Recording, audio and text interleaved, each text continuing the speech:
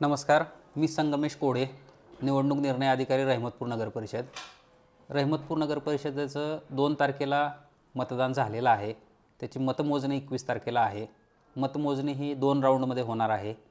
पहिल्या राऊंडला प्रभाग क्रमांक 1 ते प्रभाग क्रमांक 5 ह्याची मतमोजणी होणार आहे. दुसऱ्या राऊंडला प्रभाग क्रमांक 6 ते प्रभाग क्रमांक 10 याची मतमोजणी होणार आहे. अशा पद्धतीनं 2 राऊंडमध्ये आपली मतमोजणी संपेल. मतमोजणी सकाळी 10 वाजता सुरू होईल, क्रीडा संकुल रहमतपूर येथे. आपली जी स्ट्रॉंग रूम आहे, जिथं आपण मशीन ठेवलेले आहेत, ते देखील ठिकाण तेच आहे. म्हणजे क्रीडा संकुल येथंच आपण EVM ज्याच्यामध्ये मतदान नोंदवलेलं आहे ते ठेवलेलं आहे. तिथंच आपण मतमोजणी रविवारी 21 तारखेला करणार आहे. ह्याच्यासाठी बंदोबस्त पोलीस विभागामार्फत पुरवण्यात आलेला आहे आणि SRPFचं गार्ड देखील तिथं आहे.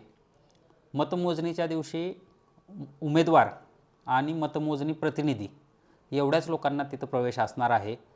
प्रत्येक उमेदवाराला, नगरसेवक पदासाठी जे उमेदवार असतील त्यांना 2 प्रतिनिधी अलाउड आहेत आणि जे नगराध्यक्ष पदासाठीचे उमेदवार आहेत त्यांना 10 प्रतिनिधी अलाउड आहेत. तर अशा प्रकारे उमेदवार व त्यांचे मतमोजणी प्रतिनिधी हे सोडून फक्त जे शासकीय कर्मचारी त्या दिवशी मतमोजणीच्या कर्तव्यावर असतील एवढ्याच लोकांना त्या ठिकाणी प्रवेश असणार आहे. इतर कोणालाही त्या ठिकाणी प्रवेश असणार नाही.